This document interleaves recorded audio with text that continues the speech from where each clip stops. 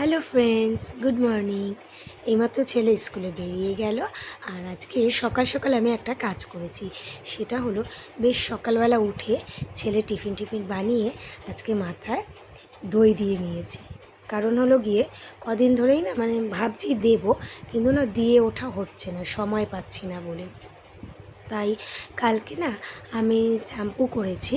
আগের দিন শ্যাম্পু করে এই আগে থেকে না দইটা দিয়ে তারপর শ্যাম্পু করা, সেটা না ঠিক আর কি হয়ে উঠছে না, সময় পাচ্ছি না বলে।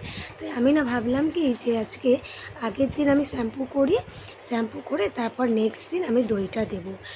আমি যে নেক্সট দিন দইটা দিলাম মাথায়, সেটাতে কি সেটা কি ঠিকঠাক দেওয়াটা, নাকি হেয়ারটা পরিষ্কার করে সেই দিন দিলেই ভালো হয়? দই দিয়ে তারপর শ্যাম্পু করাটা কোনটা করলে ভালো হয় বলুন তো?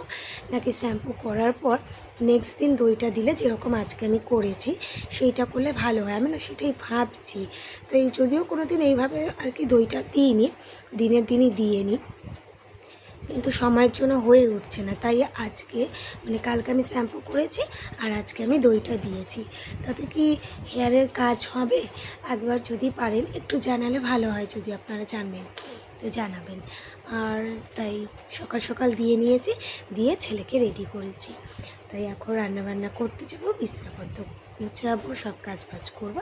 ততক্ষণ আমার হেয়ারটা একটুখানি ড্রাই হয়ে যাবে, তারপর শ্যাম্পুটা করে নেব।